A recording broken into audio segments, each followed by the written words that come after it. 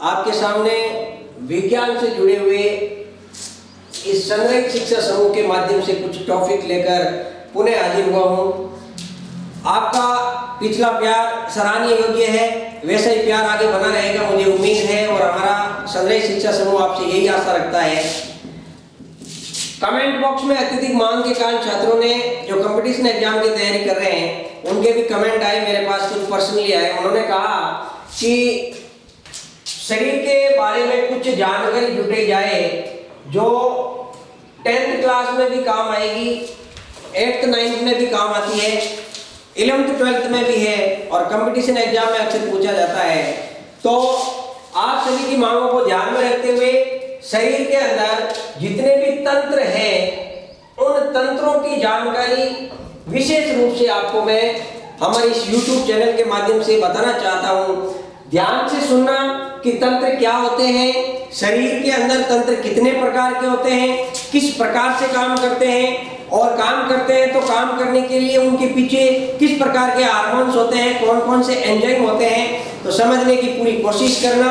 सबसे पहले मैं आपके सामने शरीर के अंदर जितने भी तंत्र हैं उनके मुख्य रूप से नाम बताना चाहता हूँ। पहला हमारा पाचन तंत्र, नाम सुना होगा, पहला कौन सा है? पाचन तंत्र। दूसरा हमारा श्वसन तंत्र, श्वसन तंत्र। तीसरा उत्सर्जन तंत्र, उत्सर्जन तंत्र। चौथा हमारा तंत्रिका तंत्र, चौथा कौन सा है? तंत्रिका तंत्र। पांचवा हमारा परिसंचरण तंत्र, परिसंचरण तंत्र। छठा हमारा कंकाल तंत्र, छठा कौन सा है? कंकाल तंत्र। सातवां हमारा अंतःस्रावी तंत्र, सातवां कौन सा है? अंतःस्रावी तंत्र। आठवां हमारा प्रजनन तंत्र, प्रजनन तंत्र। और नौवां है पेशी तंत्र, पेशी तंत्र। प्रत्येक के अंदर डिटेल के बारे में पढ़ाया जाएगा। पाचन तंत्र क्या होता है, पाचन क्या होता है, तंत्र क्या होता है, संरचना किस प्रकार होती है। पाचन तंत्र, श्वसन तंत्र, उत्सर्जन तंत्र, तंत्रिका तंत्र, परिसंचरण तंत्र, कंकाल तंत्र, अंतःस्रावी तंत्र, प्रजनन तंत्र, पेशी तंत्र, इन सब के बारे में विस्तृत जानकारी आपको इस सनराइज शिक्षा समूह के माध्यम से बताई जाएगी। पहला हमारा टॉपिक शुरू करने से पहले हम तंत्रों के बारे में जानकारी प्राप्त करेंगे कि तंत्र क्या होता है और शरीर का निर्माण किस प्रकार होता है। शरीर का निर्माण अगर हो जाएगा कि भाई किस प्रकार हो गया, हमें पता है कि भाई शरीर का निर्माण इतने अंगों से मिलकर बनता है, उसके बाद हम शुरू करेंगे हमारा टॉपिक पाचन तंत्र। ये पाचन तंत्र पूरा होते ही आगे चलते रहेंगे और ये सारे के सारे तंत्र ध्यान रखना सभी के लिए जो तैयारी प्रतियोगी परीक्षाओं की कर रहे हैं और 8वीं 9वीं 10वीं के अंदर विद्यार्थी 11th 12th में पढ़ रहे हैं उनके लिए ये महत्वपूर्ण सिद्ध होंगे। अब मैं आपके सामने पहले तंत्र के बारे में बता देता हूं कि तंत्र क्या होता है। तंत्र से पहले शरीर की संरचना का निर्माण किस प्रकार होता है, ध्यान से देखना। शरीर में अनेकों कोशिकाएं होती है, शरीर में अनेकों कोशिकाएं होती है। एक दिन आपको कोशिका के बारे में विस्तृत जानकारी बताई जाएगी, उसके बाद ऊतकों के बारे में भी बताई जाएगी और तंत्र अभी हमारा टॉपिक चल रहा है। तो अनेक प्रकार की कोशिकाएं मिलकर किसका निर्माण करती है शरीर में? ऊतकों का। जो एक समान कार्य करती है वो कोशिकाएं मिलकर किसका निर्माण करती है? ऊतकों का। अनेक प्रकार के ऊतक मिलकर किसका निर्माण करते हैं? अंग का निर्माण करते हैं। और अनेक प्रकार के अंग बनते हैं, आपस में मिलते हैं समान कार्य करने वाले, तो अंग तंत्र बनता है। और अनेक प्रकार के अंग तंत्र मिलकर एक जीव का निर्माण करते हैं, यानी एक शरीर का निर्माण करते हैं। तो शरीर का निर्माण किस प्रकार होता है पता है आपको। अनेक कोशिकाएं मिलती है, ऊतक का निर्माण होता है। अनेक ऊतक मिलते हैं, अंग का निर्माण होता है। अनेक अंग मिलते हैं, अंग तंत्र का निर्माण होता है। अनेक अंग तंत्र मिलते हैं, एक जीव का निर्माण होता है, एक शरीर का निर्माण होता है। तो ये शरीर की बात हो गई, शरीर का निर्माण किस प्रकार होता है। यानी सीधी सी बात है, अनेक तंत्रों से मिलकर हमारा शरीर बना हुआ है। और तंत्र का मतलब क्या होता है, वे अंग जो शरीर में एक साथ जुड़कर सामूहिक रूप से काम करते हैं। तो समान क्रिया से साथ में काम करने वाले अंग क्या कहलाते हैं, तंत्र कहलाते हैं। यानी इनका कार्य क्या होता है, तंत्रों का एक समान होता है। यानी आपने पढ़ा अनेक अंग तंत्र मिलते हैं तो तंत्र का निर्माण होता है। तो अनेक अंग आपस में मिलकर तंत्र का निर्माण करते हैं, जो सामूहिक रूप से काम करते हैं, एक समान काम करते हैं, उसे हम तंत्र कहते हैं। इन तंत्रों के माध्यम से शरीर और तंत्र आपको पता चल गया।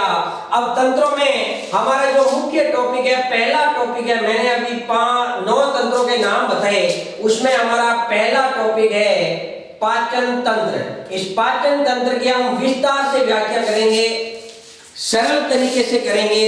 10th क्लास के विद्यार्थी आराम से समझ सकते हैं। और बोर्ड में 4 नंबर का क्वेश्चन पूछा जाता है, पाचन तंत्र की सचित्र व्याख्या कीजिए। तो सचित्र व्याख्या में चित्र बनाएंगे। अभी हम किस प्रकार होता है, चित्र बिल्कुल सिंपल है, आराम से बना पाओगे आप अगर ध्यान से सुनोगे पढ़ोगे।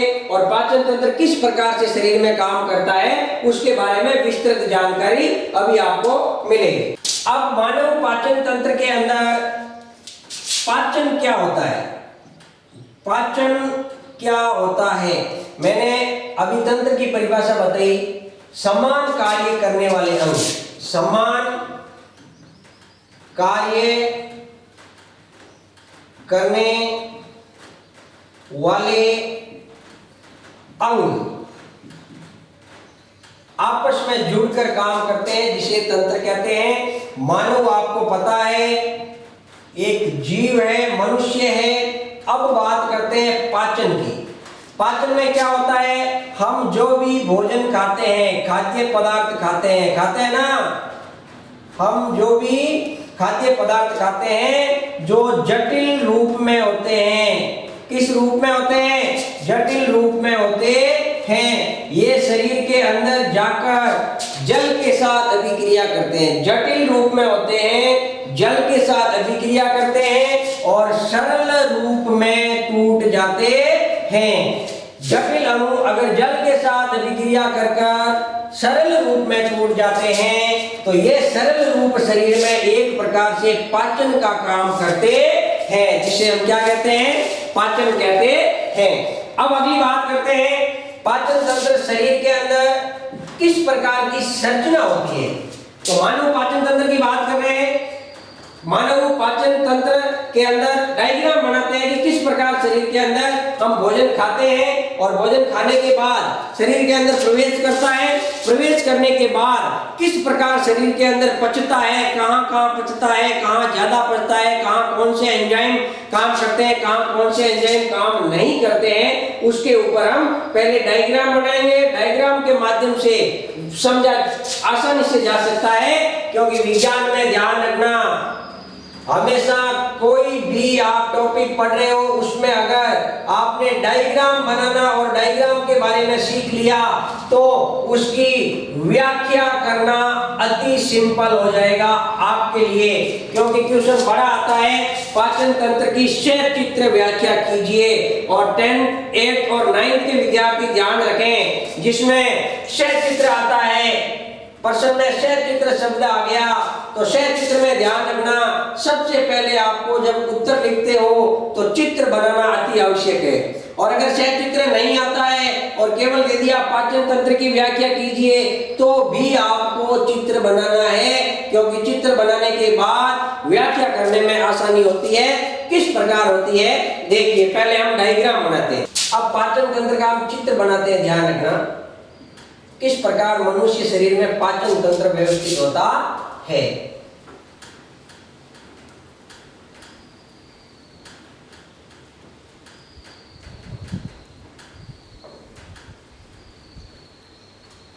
साथ में ध्यान रखना, बनाने की प्रैक्टिस करना, क्योंकि बिना प्रैक्टिस के विज्ञान कुछ नहीं मानती है। चाहे आपने कार्बन वाला पाठ किया, चाहे परमाणु वाला पाठ किया, अगर आपने प्रैक्टिस नहीं की तो विज्ञान समझ में आने वाली नहीं है, ये ध्यान रखना। इस प्रकार की जो शरीर के अंदर ये आंतें हैं, आंतें क्या होती है इसके बारे में हम टिप्पणी करेंगे। तो आंतें शरीर के अंदर पाचन तंत्र में भी भूमिका निभाती है। ये हमारा आमाशय होता है, ध्यान रखना। अब नामकरण, विज्ञान में ये ध्यान रखना, नामकरण अति आवश्यक होता है। नामकरण के बिना किसी भी प्रकार की कोई संरचना हम नहीं बना सकते, और अगर संरचना बना लेंगे तो नामकरण के बिना वो अधूरी मानी जाती है। ये मनुष्य का पाचन तंत्र है। पाचन तंत्र के अंदर ये संरचना हमारे शरीर के अंदर होती है। ये सबसे पहले ऊपरी संरचना है जो मुख गुहा कहलाती है। क्या कहलाती है? मुख गुहा कहलाती है। ये भाग ग्रसनी कहलाता है। क्या कहलाता है? ग्रसनी कहलाता है। ये भाग ग्रास नली कहलाता है। क्या कहलाता है? ग्रास नली कहलाता है।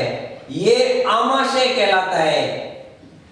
आमाशय, आमाशय का मतलब जिसको मारवाड़ी के अंदर कहते हैं पेट। शरीर के अंदर हम जो ही भोजन खाते हैं तो अंदर चला जाता है भोजन, अनेक प्रक्रियाओं अनेक माध्यमों से गुजरता है, और हम सोचते हैं कि अंदर की जो ये आंतरिक पूरी संरचना है ये पेट है। वो पेट नहीं होता है। पेट विज्ञान में आमाशय शब्द को कहते हैं, जिसको स्टोमच कहते हैं इंग्लिश के अंदर। क्या कहते हैं?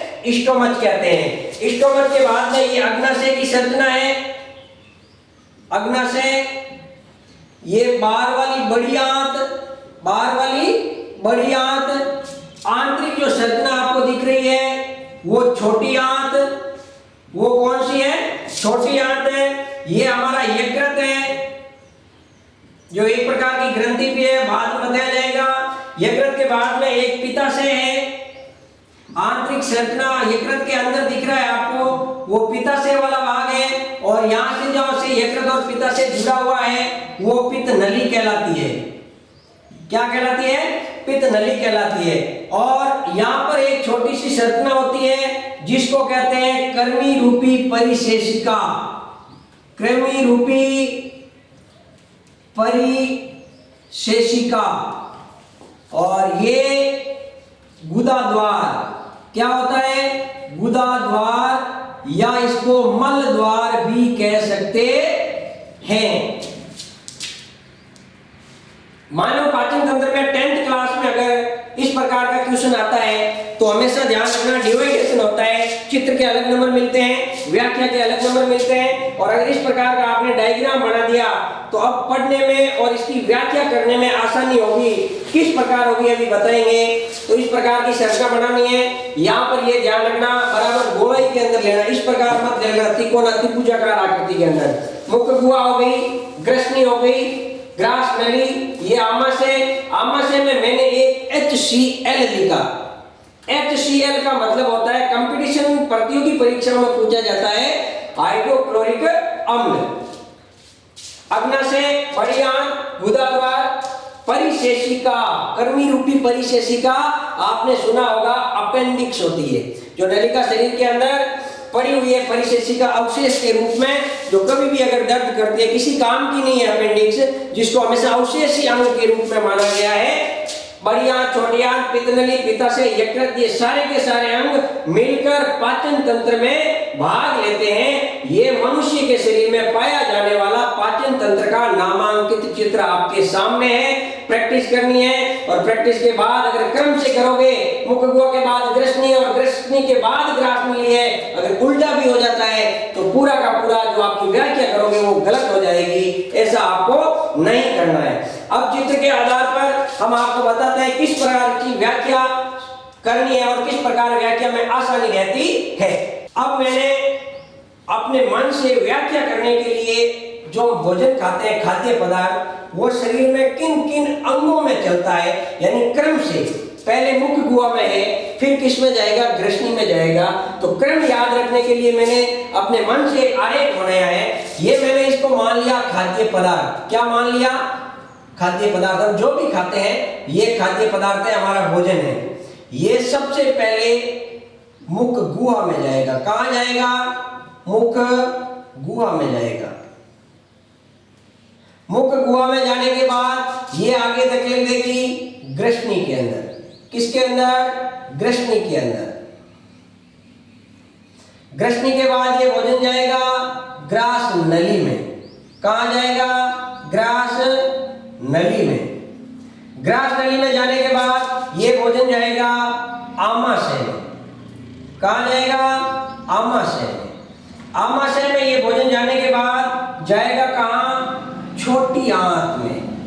नाम छोटा, लेकिन आगे पढ़ेंगे बहुत लंबी होती है। छोटी आंत के बाद कहां जाएगा? बड़ी आंत में जाएगा। कहां जाएगा? बड़ी आंत में जाएगा। और बड़ी आंत के द्वारा मल द्वारा अपशिष्ट पदार्थ निष्कासित कर दिए जाते हैं। और इसको मैं आहार नली कह सकता हूं। आहार नली भी कह सकते हैं। अब छात्रों की समझ में आसानी से आए उसके लिए मैंने ये आरेख बनाया है। और ये आरेख बनाने के बाद अगर मानव पाचन तंत्र की आप व्याख्या पढ़ रहे हो, डायग्राम बनाना आपने सीख लिया और ये इस प्रकार का आरेख सीख लिया। और आरेख का मतलब हो गया खाद्य पदार्थ पहले मुख गुहा में, ग्रसनी में, फिर ग्रास नली में, आमाशय में, छोटी आंत में, बड़ी आंत में और अंत में शरीर से मल द्वार द्वारा, गुदा द्वार द्वारा अपशिष्ट पदार्थों को निष्कासित कर दिया जाता है। और आहार नली की परिभाषा कई बार 1 नंबर का पूछ लेते हैं। आहार नली, आहार का मतलब होता है भोजन।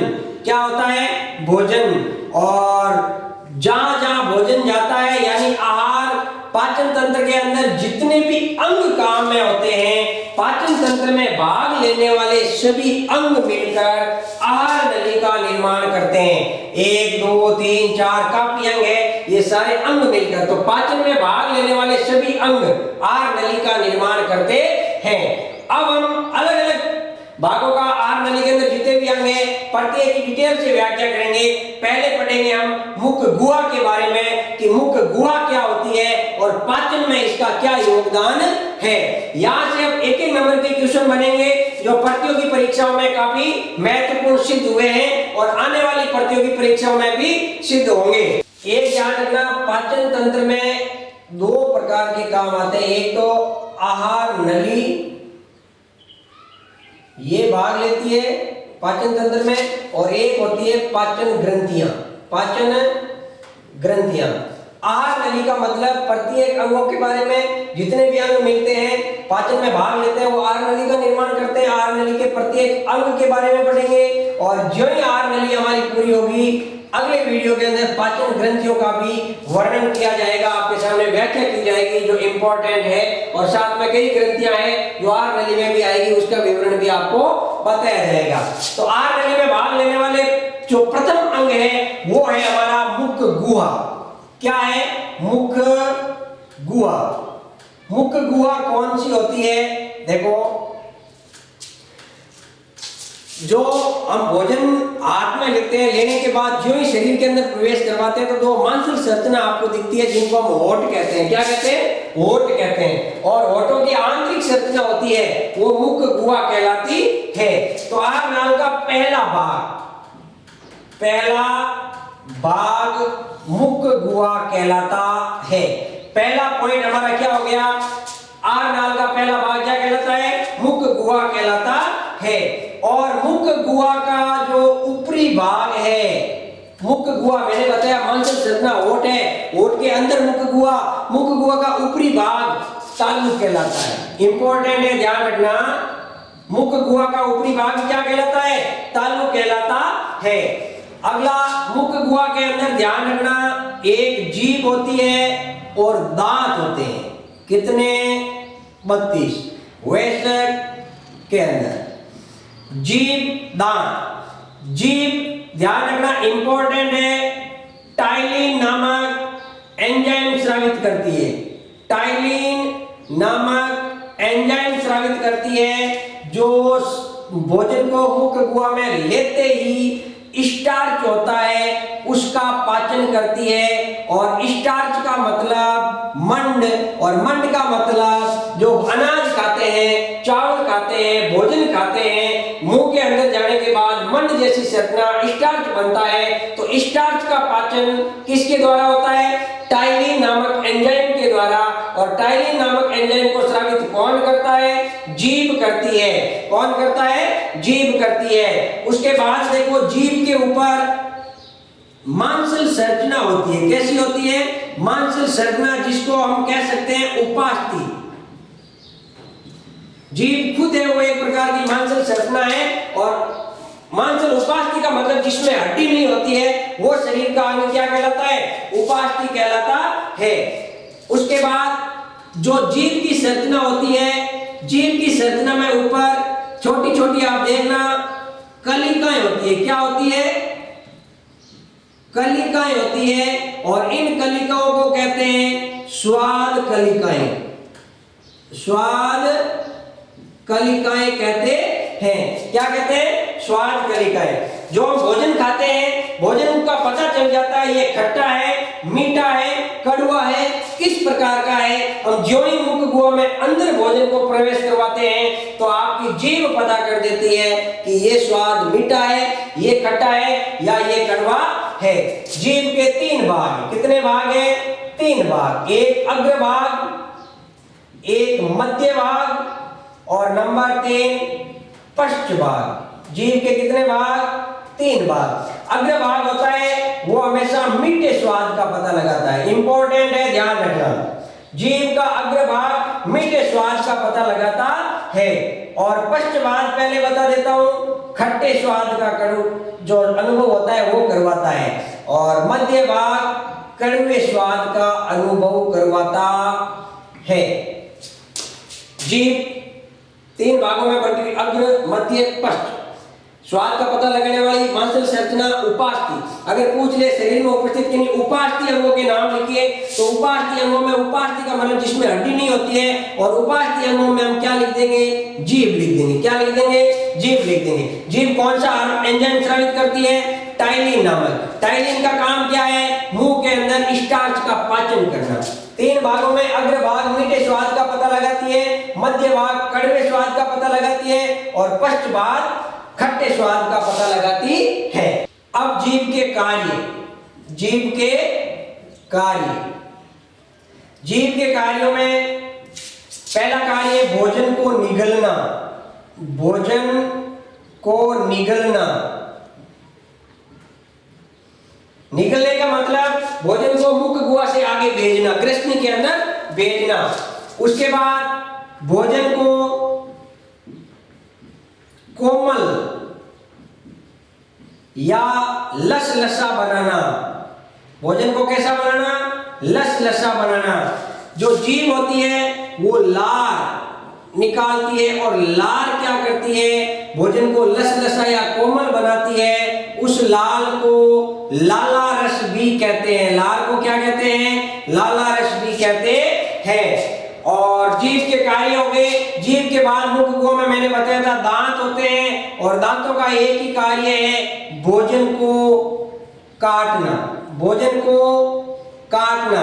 और काटते कैसे हैं? जटिल अंगों में होता है। इन जटिल अंगों को सरल अंगों में तोड़ने का काम कौन करते हैं? दांत करते हैं। तो मुख गुहा के बारे में आपको समझ में आ गया होगा। मुख गुहा में ध्यान रखना, हमें व्याख्या करनी है। एक तो जीभ के बारे में और एक करनी है दांत के बारे में। जीभ क्या होती है?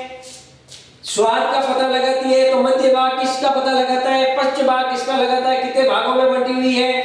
जीभ किस प्रकार की संरचना? एक मांसल संरचना है।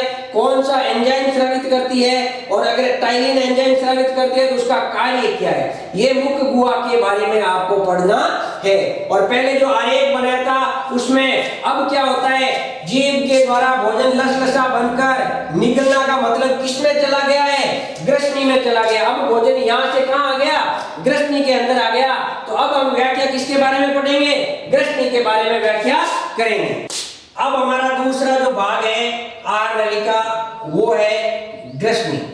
क्या है? ग्रसनी। अब पहली लाइन हम क्या लिखेंगे, मुख गुहा का अंतिम भाग क्या कहलाता है, ग्रसनी कहलाता है। सीधी सी बात है, मुख गुहा का अंतिम भाग क्या कहलाता है, ग्रसनी कहलाता है। इसके ग्रसनी के अंदर दो द्वार होते हैं, दो दरवाजे टाइप, दो छोटी छोटी नलिकाएं होती है, जो एक तो ग्रास नली में खुलती है और एक श्वास नली में खुलती है। ग्रास नली में भोजन जाएगा और श्वास नली जो श्वास लेने योग्य होती है वो किस प्रकार इसके अंदर काम करती है। दो प्रकार के द्वार होते हैं, एक का द्वार का नाम है निगल द्वार, क्या नाम है, निगल द्वार, और दूसरे का नाम है कंठ द्वार, दूसरे का क्या नाम है, कंठ द्वार। निगल द्वार का क्या काम है, ये निगल द्वार भोजन को ग्रास नली में भेजता है, यानी ग्रसनी निगल द्वार के द्वारा किससे जुड़ी रहती है, ग्रास नली से जुड़ी रहती है। और कंठ द्वार क्या करता है, कंठ द्वार ग्रास नली को श्वास नली से जोड़ता है। ये हमारी ग्रसनी है, इस ग्रसनी को श्वास नली से जोड़ने का काम कंठ द्वार करता है। तो मुख गुहा का अंतिम भाग क्या कहलाता है, ग्रसनी कहलाता है। ग्रसनी के अंदर दो द्वार होते हैं, निगल द्वार और कंठ द्वार। निगल द्वार ग्रसनी को ग्रास नली से जोड़े रखता है और श्वास नली और ग्रसनी आपस में जुड़ी रहती है, उसको कहते हैं कंठ द्वार। अब आगे जो कंठ द्वार है, एक उपास्थि नुमा इस प्रकार की एक संरचना होती है जो ढक्कन का कार्य करती है। किसमें होता है, कंठ द्वार के आगे एक ढक्कन होता है जो उपास्थि का बना होता है। इस ढक्कन को हम गांठी ढक्कन या एपिग्लोटिस कहते हैं, एपिग्लोटिस ढक्कन भी कहते हैं। तो ध्यान रखना, जो कंठ द्वार है उसका अगला भाग एक उपास्थि का बना होता है, इस प्रकार की एक संरचना होती है। यह संरचना ढक्कन कहलाती है, जिसको गांठी ढक्कन भी कहा जाता है और एपिग्लोटिस ढक्कन भी कहा जाता है। तो पूछा जाता है एपिग्लोटिस ढक्कन कहाँ स्थित होता है, ग्रसनी के कंठ द्वार पर स्थित होता है। और कंठ द्वार का क्या काम है, ग्रसनी को श्वास नली से आपस में जोड़े रखता है। निगल द्वार ग्रसनी को ग्रास नली में जोड़ता है। अब जो आपने एपिग्लोटिस ढक्कन का नाम सुना और पढ़ा, ये एपिग्लोटिस ढक्कन क्या करता है, श्वास नली में भोजन को जाने से रोकता है। श्वास नली में भोजन को जाने से रोकता है। तो एपिग्लोटिस ढक्कन का कार्य भी कई बार पूछा जाता है। ग्रसनी है, ग्रस नली पर यहाँ पर दो नलिकाएं जुड़ी रहती है, ग्रसनी और ग्रास नली के बीच में यहाँ दो संरचनाएं होती है। इन दो संरचनाओं में एक का नाम है निगल द्वार और एक का नाम है कंठ द्वार। निगल द्वार ग्रसनी से जुड़ा रहता है और कंठ द्वार श्वास नली से जुड़ा रहता है। अब यहाँ पर एक ढक्कन लगा रहता है कंठ द्वार के ऊपर।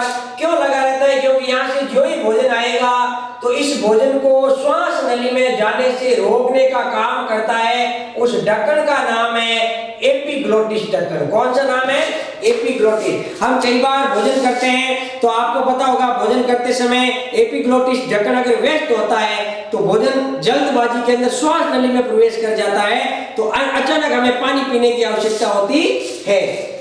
तो ये ग्रसनी का काम हो गया। ग्रसनी के बाद अब हमारा भोजन जो निगल द्वार है उससे कहां पर आ गया, ग्रास नली में आ गया। कहां पर आ गया, ग्रास नली में आ गया। एक इंपॉर्टेंट लाइन ये ध्यान रखना, ग्रास नली में किसी प्रकार का पाचन नहीं होता है। ग्रास नली में किसी प्रकार का कोई पाचन नहीं होता है। ये लिखने के बाद ग्रास नली के अंदर जो आंतरिक दीवारें हैं, ये आंतरिक दीवारों के अंदर संकुचन और शिथिलन की अवस्था होती है। किसकी अवस्था होती है, शिथिलन और संकुचन की अवस्था होती है। यानी अगर पाचन नहीं होगा तो यहां से भोजन ग्रसनी से आगे कहां जाएगा, हमारा आमाशय के अंदर जाएगा। और शीतलन और संकुचन, फैलना और सिकुड़ना, अगर भोजन आएगा तो फैलेगा, सिकुड़ेगा, इस प्रकार की घटना होगी। तो ग्रास नली का एक ही काम है, भोजन को आगे आमाशय तक पहुंचाना। ग्रास नली के अंदर संकुचन और शीतलन का कार्य होता है और एक ही काम है, भोजन को आमाशय तक पहुंचाना। और एक ये इंपॉर्टेंट है, प्रतियोगी परीक्षा वाले विद्यार्थी ध्यान दें, वैसा कौन सा शरीर में अंग है जहां पर भोजन का पाचन नहीं होता है, या पूछा जा सकता है क्या ग्रास नली में भोजन का पाचन होता है, तो हम लिखेंगे ग्रास नली में भोजन का पाचन नहीं होता है। उसके बाद हम बात करेंगे आमाशय की। किसकी बात करेंगे, आमाशय की। अब हमारा भोजन, पहले भोजन मुख गुहा में था, ग्रसनी में आया, निगल द्वार द्वारा ग्रास नली में आया, संकुचन शीतलन के द्वारा कहां आ गया, आमाशय में आ गया। अब आमाशय के बारे में पढ़ते हैं, यहाँ भोजन कितना रुकता है, क्या काम करता है, कितना पाचन यहाँ पर होता है। अब आमाशय का विस्तार से हम चर्चा करेंगे। तो आमाशय का ध्यान रखना, पहले तो आकार कैसा होता है, आमाशय का आकार कैसा होता है, पूछा जाता है। आमाशय हमारे शरीर में मुट्ठी के आकार का होता है। कैसा होता है, मुट्ठी के आकार का होता है। फिर लंबाई पूछी जा सकती है कि आमाशय की लंबाई कितनी होती है, तो आमाशय की लंबाई ध्यान रखना 30 सेंटीमीटर होती है। कितनी होती है, 30। प्रतियोगी परीक्षा में पूछा हुआ क्वेश्चन है, आमाशय का आकार, मुट्ठी के आकार का, लंबाई 30 सेंटीमीटर। जो ये संरचना आमाशय की है, समझना इस प्रकार की संरचनाएं होती है आमाशय की।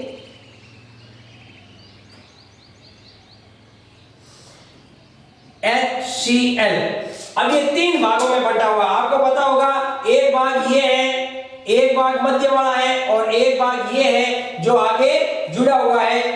इसको कहते हैं कार्डिएक। क्या कहते हैं, कार्डिएक। इसको कहते हैं फुंडिक, फुंडिक। और जो सबसे नीचे वाला भाग है इसको कहते हैं पाइलोरिक। क्या कहते हैं, पाइलोरिक।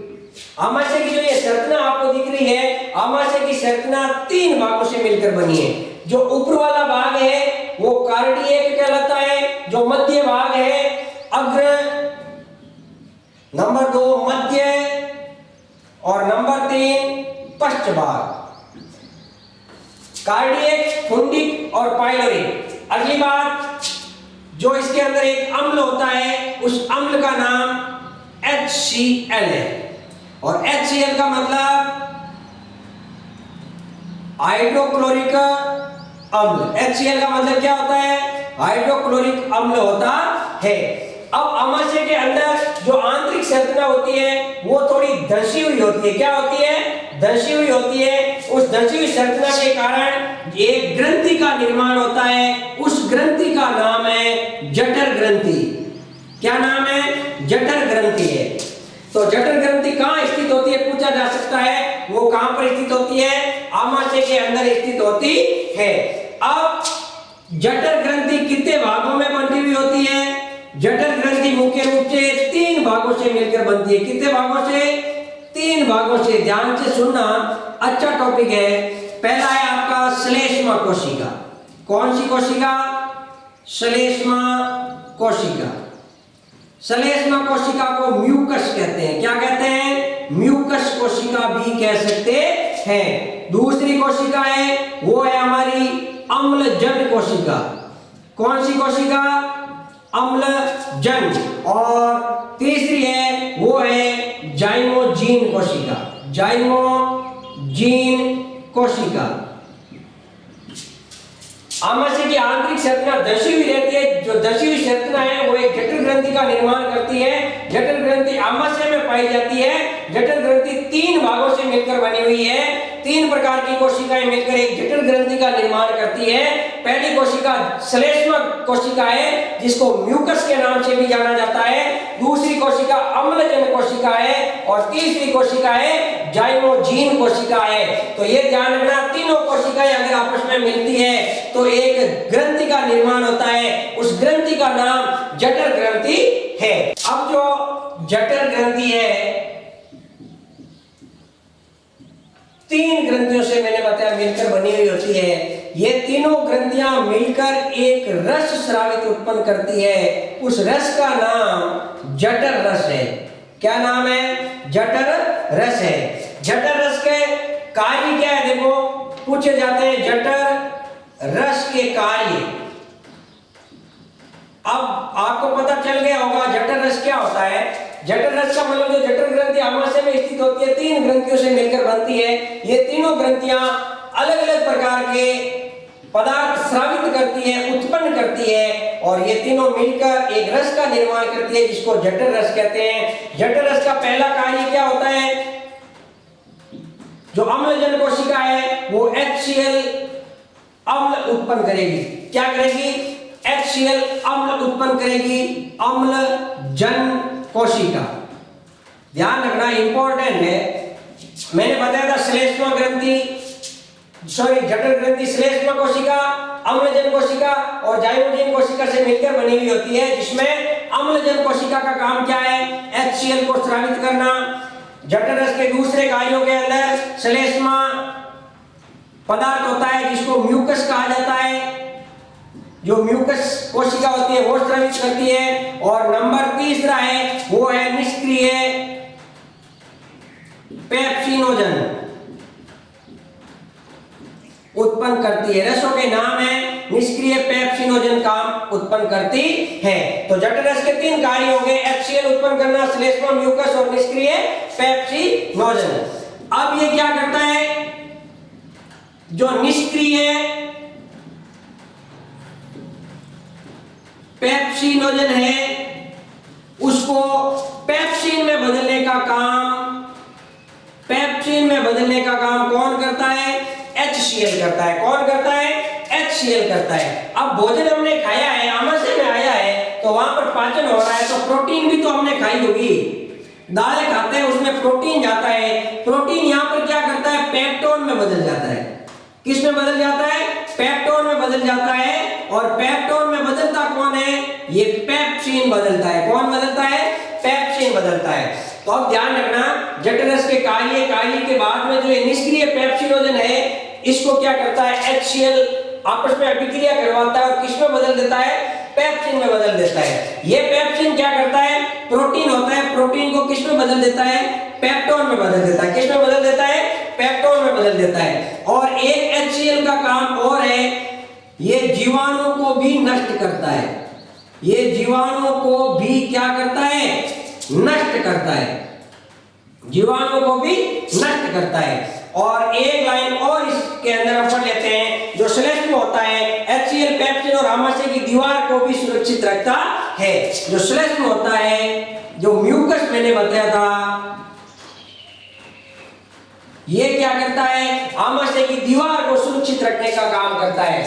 ये आमाशय है, इस आमाशय की दीवार को सुरक्षित रखने का काम श्लेष्म पदार्थ करता है, या म्यूकस भी कह सकते हैं। तो आमाशय में जठर ग्रंथि 3 कोशिकाओं से मिलकर बनती है, जठर रस स्रावित करती है। जठर रस के कार्य हो गए। अब कार्य में निष्क्रिय जो पेप्सिनोजन है, इसको पेप्सिन में बदलने का काम HCl करता है। अब पेप्सिन क्या करता है? प्रोटीन को पेप्टोन। अब कंपटीशन एग्जाम में पूछा जाता है, प्रोटीन को पेप्टोन में बदलने का काम कौन करता है? तो पेप्सिन करता है। और HCl का काम जीवाणु को नष्ट करने का काम श्लेष्म या म्यूकस। अब एक बात और बता देता हूं, शरीर के अंदर जहां कहीं भी दर्द होता है, जब कभी भी दर्द होता है, तो सीधी सी बात है, अम्लों की अधिकता के कारण होता है। अम्लों की अधिकता के कारण होता है। हमारा लेसन आएगा अम्ल, सार, लवण, उसके अंदर हम डिटेल से पढ़ेंगे। तो अम्लों की अधिकता के कारण होता है। जबकि कई बार बच्चे पूछते हैं, अगर दर्द ही होता है तो आमाशय के अंदर HCl अम्ल क्यों होता है? तो HCl अम्ल एक ऐसा अम्ल है जो भोजन को पचाने में भी सहायता करता है, सहायक मुख्य भूमिका निभाता है। बाकी अम्लों के बारे में अम्ल, सार और लवण वाला लेसन आएगा, उसके अंदर हम विस्तार से व्याख्या करेंगे। अब जो पदार्थ बनते हैं काइम कहलाते हैं। ये काइम एक छिद्र द्वारा, जिसको पाइलोरिक छिद्र कहते हैं। क्या कहते हैं? पाइलोरिक छिद्र कहते हैं। इस पाइलोरिक छिद्र के द्वारा कहां आ जाते हैं? छोटी आंत में आ जाता है। छोटी आंत। अब हम विस्तार से व्याख्या करेंगे किसकी? छोटी आंत की। तो सबसे पहले ये ध्यान रखना, बहुत इंपॉर्टेंट है छोटी आंत। आहार नाल का सबसे लंबा भाग कौन सा है? छोटी आंत है, जिसकी लंबाई 6 से 7 मीटर। कई किताबें आपको 6 मीटर बताएगी, कई किताबें 7 मीटर। 1 मीटर की दूरी आपको पता है कितनी होती है? अब बच्चे कई पूछते हैं 7 मीटर लंबी शरीर के अंदर छोटी आंत रहती कहां पर है? तो ये आंतरिक संरचना यहां दर्शाई गई है। इस प्रकार लपेटे हुए रहते हैं शरीर के अंदर, आंतें कहते हैं जिसको। तो छोटी आंत की लंबाई 6 से 7 मीटर होती है। आहार नाल का सबसे लंबा भाग कौन सा है? छोटी आंत होता है। इसकी चौड़ाई ध्यान रखना 2.5 सेंटीमीटर चौड़ी होती है। छोटी आंत चौड़ी कितनी होती है? 2.5 सेंटीमीटर होती है। अब छोटी आंत 2 भागों से मिलकर बनी होती है। कितने भागों से? 2 भागों से मिलकर बनी होती है। एक होता है अग्रभाग, एक कौन सा होता है? अग्रभाग। और दूसरा होता है शेष भाग। अग्रभाग क्या कहलाता है? ग्रैनी कहलाता है, या इसको पक्वाशय भी कहते हैं, ध्यान रखना, पक्वाशय। और पश्च भाग होता है वो इलियम कहलाता है। क्या कहलाता है? इलियम। छोटी आंत 2 भागों से मिलकर बनती है, अग्रभाग, शेष भाग। अग्रभाग को ग्रहणी कहते हैं, ग्रहणी का दूसरा नाम पक्वाशय होता है, और जो शेष भाग है उसको इलियम के नाम से जाना जाता है। अब ग्रहणी की आकृति कई बार पूछी हुई है, तो यू आकार की होती है। ग्रहणी की आकृति कैसी होती है? यू आकार की। ग्रहणी शरीर के अंदर होती है। जो अग्रभाग होता है, जो आमाशय से खुलता है, वो ग्रहणी कहलाता है, और जो पश्च भाग होता है, शेष भाग होता है, वो इलियम कहलाता है। उसके बाद एक शब्द आता है आंत्र रसांकुर। आंत्र रसांकुर, ध्यान रखना, इंपॉर्टेंट है। आंत्र रसांकुर क्या होता है? इलियम की जो संरचना होती है, इलियम का जो भाग होता है, उसकी दीवार के ऊपर अंगुली नुमा संरचना होती है। जो इलियम है, इलियम का इस प्रकार जो आंतरिक भाग होता है, यहाँ पर अंगुली नुमा संरचनाएं होती है। इस अंगुली नुमा संरचना को क्या कहते हैं? आंत्र रसांकुर कहते हैं। ग्रहणी और आमाशय के मध्य में अग्नाशय पाया जाता है। ये अग्नाशय है, यहाँ पर ग्रहणी और जो छोटी आंत है उसके बीच में कहां पाया जाता है? अग्नाशय। कई बार पूछा जाता है अग्नाशय की स्थिति, अग्नाशय की स्थिति। तो ग्रहणी प्लस आमाशय, यानी ग्रहणी और आमाशय के बीच में क्या होता है? अग्नाशय होता है। अग्नाशय ग्रंथि का नाम है, जिसको हम अभी आर्नली पढ़ रहे हैं, पाचन ग्रंथियां पढ़ेंगे, उस टाइम उनका विवरण किया जाएगा। अब आगे बात करें, ये ध्यान रखना वेरी इंपॉर्टेंट टॉपिक है, छोटी आंत के अंदर ये यहां बता देता हूं मैं, जो कंपटीशन एग्जाम में पूछे हुए क्वेश्चन है। शरीर में सर्वाधिक भोजन का पाचन और अवशोषण कहां होता है? छोटी आंत में होता है। कहां होता है? छोटी आंत में होता है।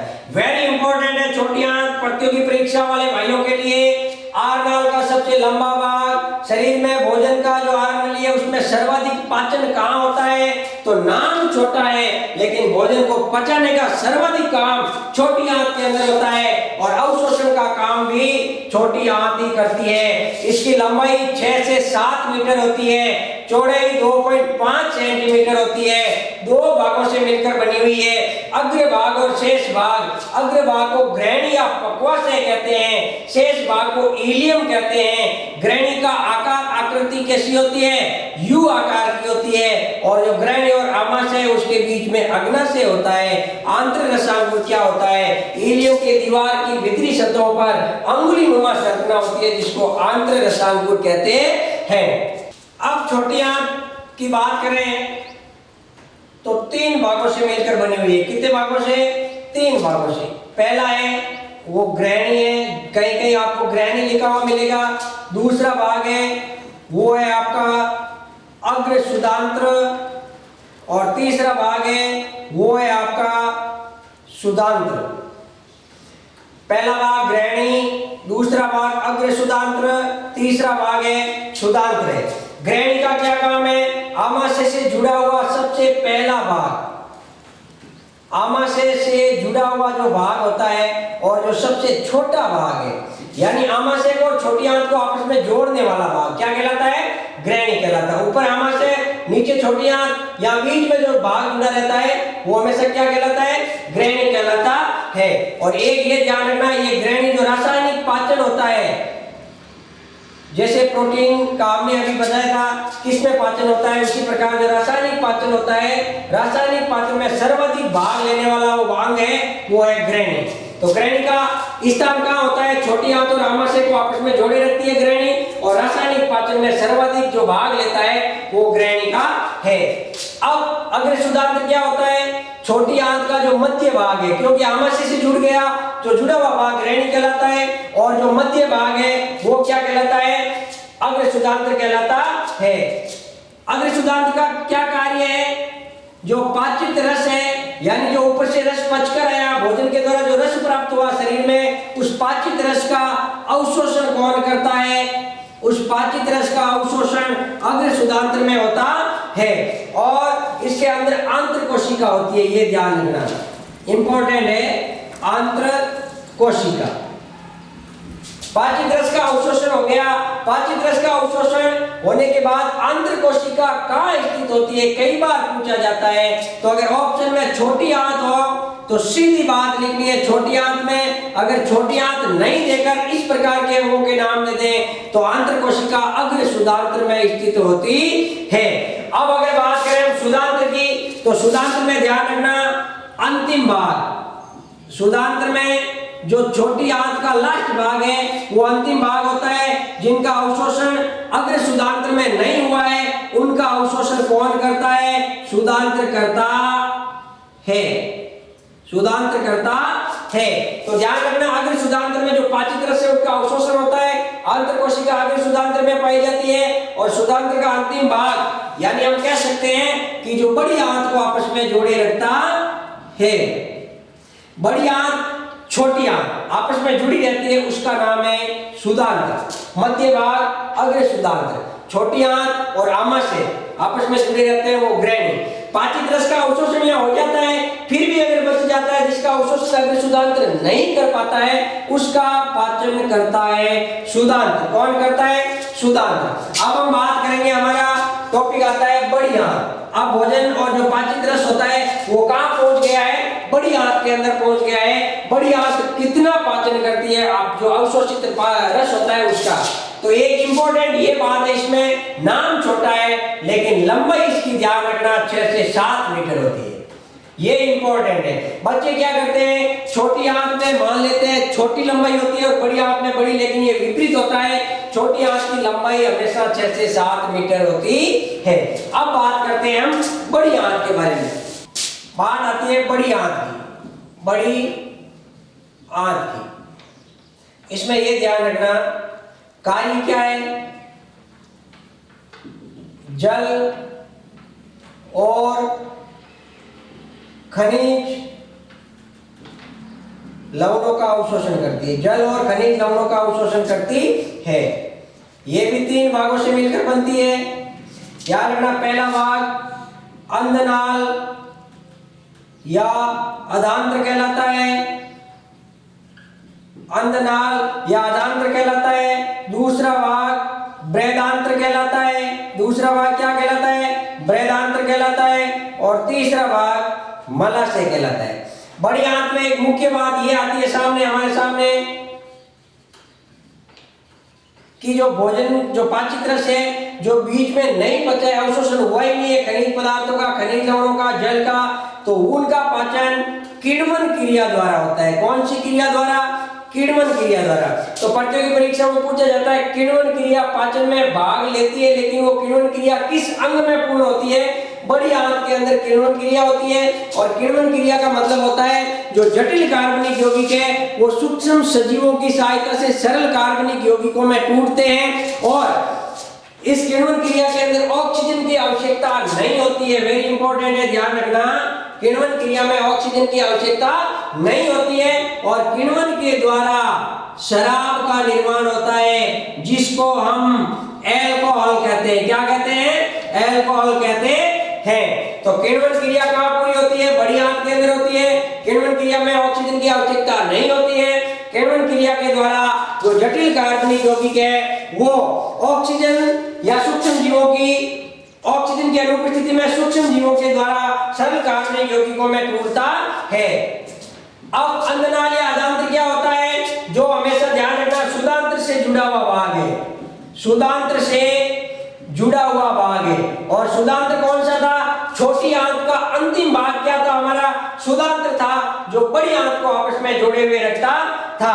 अब ये ध्यान रखना, इस अंधनाल और अधांत्र के अंदर अपेंडिक्स होती है। क्या होती है?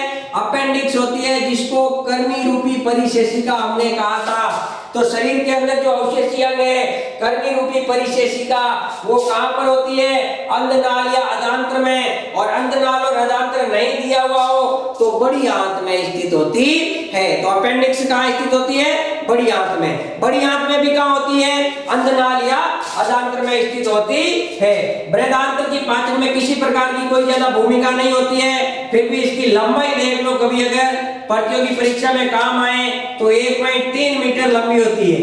बृहदांत्र की लंबाई कितनी होती है? 1.3 मीटर। और आकार कैसा होता है बृहदांत्र का?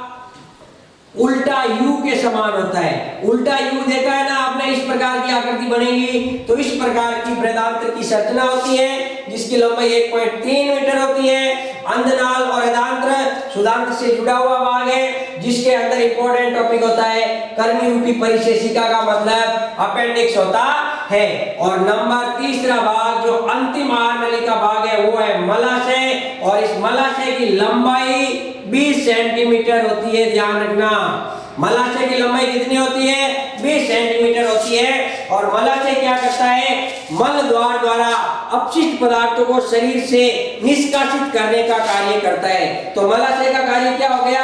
अपशिष्ट पदार्थों को निष्कासित करना। पुनः बता देता हूं, बड़ी आंत का कार्य जल और खनिज लवणों का अवशोषण करना।